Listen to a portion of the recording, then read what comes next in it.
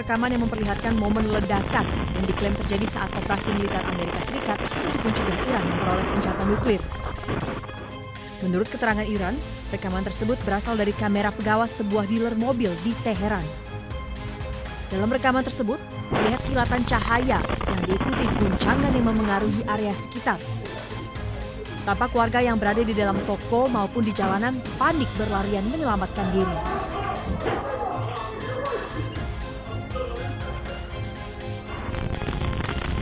Tak berselang lama, ledakan terjadi hingga menyebabkan guncangan keras.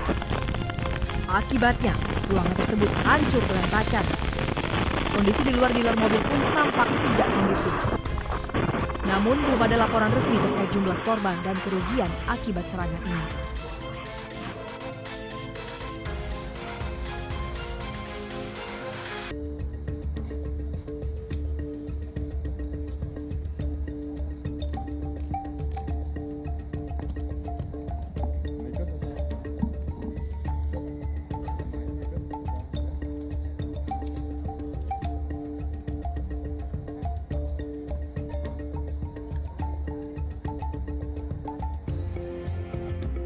Selamat siang, rekan-rekan media, Kapolri, beserta jajaran.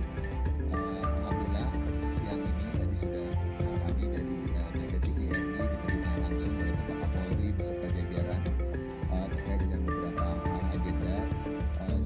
Yang pertama adalah tentunya berkenaan dengan penyiaran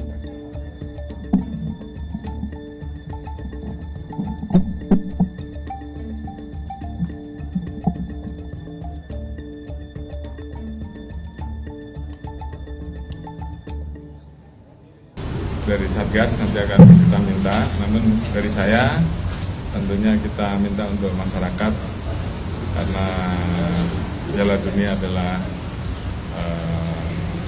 tontonan bersama yang mengutamakan sportivitas dalam hal olahraga. Ya tentunya kita menonton dengan suasana yang penuh dengan sportif, jangan sampai nanti dikotori oleh hal-hal yang kemudian justru malah merusak dari semangat sportivitas itu, antara lain dengan adanya penyelenggaraan masalah judi yang tentunya itu aturannya sudah jelas bahwa itu melanggar dan itu tentunya harus dihindari. Saya kira itu.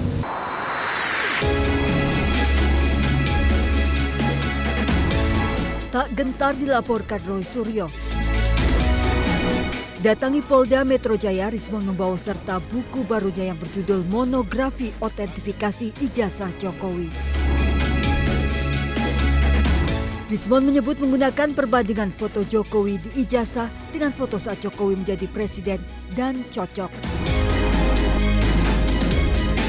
Tidak hanya foto, Rismon juga membandingkan ijazah Jokowi dengan ijazah rekan-rekan satu angkatannya di UGM. Nah, di situ ada bab 1 uji emboss dan watermark. Di sini saya buktikan bahwa bukan hanya pada ijazah Pak Joko Widodo yang di-upload oleh Dian Sandi Utama yang ada emboss dan terdeteksi emboss dan watermark, tetapi rekan-rekan satu angkatannya pun Sri Murtiningsi, Hardianto, ya kan, Pronojiwo, bahkan Bambang, ijazah Bambang yang dipakai sebagai dipakai di persidangan CLS Solo juga memiliki itu emboss dan watermark. Jadi confirm. Ketika kita melakukan sejumlah metode, maka kita perbandingkan juga dengan sejumlah data masukan. Rismon meminta Roy Suryo CS menanggapi semua bukti dengan cara ilmiah melalui buku. Rencananya buku monografi otentifikasi jasa Jokowi ini akan disebarkan ke perpustakaan-perpustakaan. Dari Jakarta, tim liputan iNews melaporkan. Sudah tapi belum.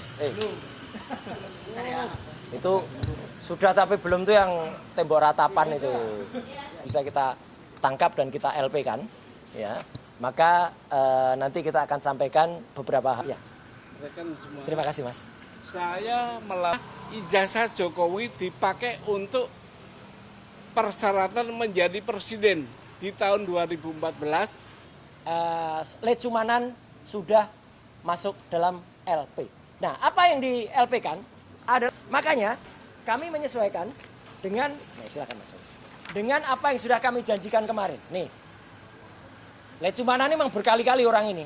Ya, dulu juga ikut dalam hoax. Katanya ada uang sekian miliar diterima saya. Respon tuh mau sedikit baca, agak pinter sedikit. Lihat berita ini. Jelas banget di sini bahwa semua sudah memberitakan, baik media mainstream maupun media-media lainnya. Persoalan dengan Kemenpora sudah selesai. Karena waktu itu ada pada tanggal 26 April dia membuat LP ini. Ya, ini. Jadi faktanya ada LP tanggal 26 April di Polres Jakarta Selatan. Di sini jelas betul. Dia itu melaporkan dengan korban yang namanya Peradi Bersatu. Lah Peradi Bersatu itu apa? Korban. Korban apa? Ini organisasi, nggak punya perasaan, ya. Organisasi kok punya perasaan? Nggak ada. Jadi kita nggak hanya berjanji, tapi kita memberi bukti. Karena hukum itu harus tidak boleh hanya tajam ke bawah, termul ke atas, ya, gitu ya. Jadi semuanya harus tajam. Nah, laporan yang kedua itu adalah untuk orang yang mengaku bernama Dr. Eng, Resmond Hasiulan Sianipar M. Eng, ya. Harus begitu cara ngucapinnya, karena doktornya palsu, ya. Makanya di sini nggak kami tulis dokternya, nanti kami.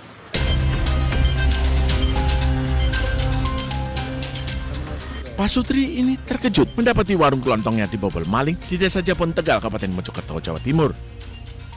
Saat diperiksa, maling tersebut ternyata meninggalkan surat berisi permintaan maaf karena telah mencuri rokok dan uang.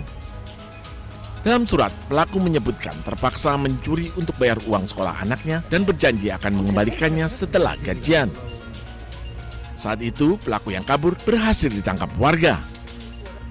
Namun karena merasa kasihan dan pelaku mengembalikan rokok yang dicuri, pemilik warung melepaskan pelaku.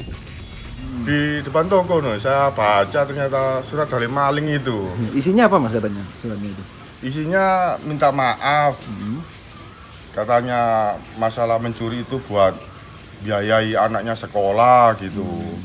Dan nanti 2 minggu lagi akan diganti uangnya. Ya saya nunggu aja respon baik dari maling tersebut ya Mas.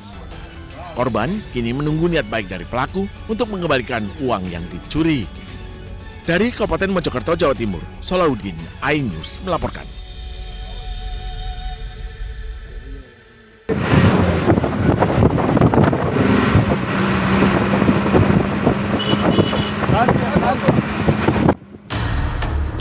Asap tebal membumbung tinggi di tepi jalan lintas Sumatera Medan Padang di depan SPBU Tanoponggol, Mandailing Natal, Sumatera Utara. Satu mobil terbakar saat mengisi bensin di SPBU.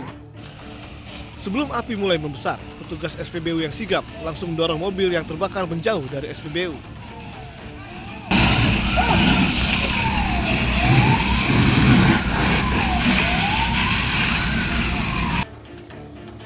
Kejadian bermula saat mobil tengah mengisi BBM dengan mesin yang masih menyala. Tiba-tiba dari bagian bawah mobil muncul percikan api. Didorong sampai keluar. Tadi sempat panik nggak? Panik ya, karena muncul api tiba-tiba ya. Tadi waktu ngisi atau gimana apinya itu? Setelah ngisi atau gimana? Ngisi dari mana? Tidak ada korban jiwa dalam kebakaran ini, namun pemilik mobil terluka bakar di tangan. Polisi kini mendalami keterangan sejumlah saksi dan pemilik mobil. Dari Mandailing Natal, Sumatera Utara, Ahmad Hussein Lubis, iNews melaporkan.